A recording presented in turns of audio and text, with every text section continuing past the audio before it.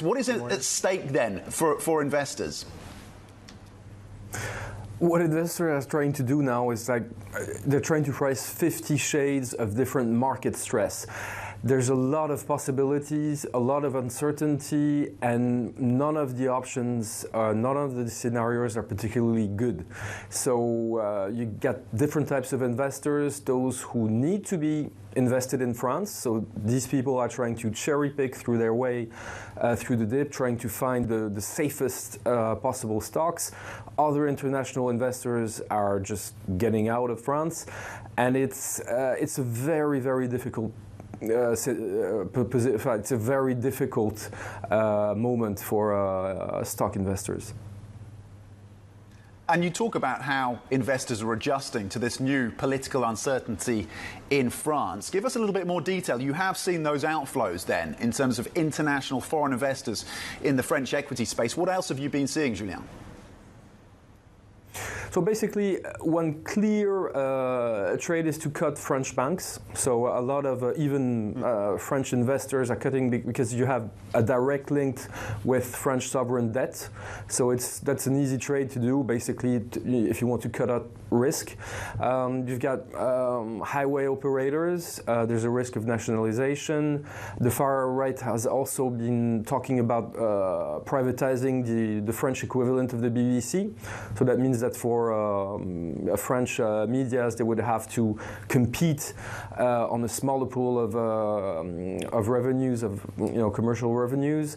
There are a lot of different on utilities. There's been a lot of very distinct ways of cutting risk on France. There's also no one has been buying the dip.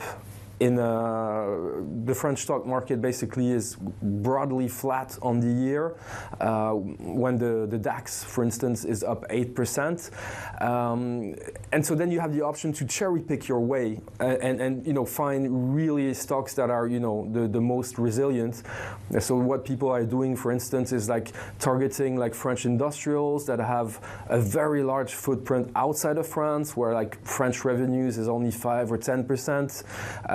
Companies that are active in Asia, in the US, and different ways. So there are different ways of adjusting to the risk, but there's no really good outcome to be expected. When we will be on July 8th on the Monday following the elections, there's not a great scenario out there. Yeah.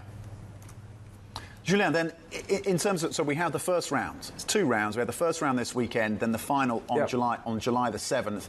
Talk to us about what is expected then between now and that second round of voting in France. There was a note by strategists at Odo that I found real good. Basically, they were saying, get out, stay out, don't get in. There's going to be a lot of uncertainty. Between now and the end, there's a lot of volatility expected, and again, there's no really positive scenario, whereby you would invest on, the French stock market really. So I think there's going to be a lot of stress, a lot of volatility, a lot of uncertainty.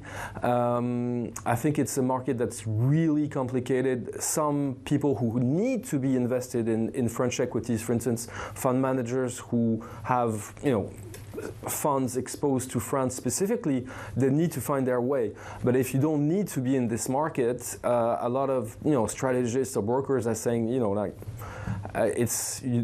want to be in this market for the next 2 weeks.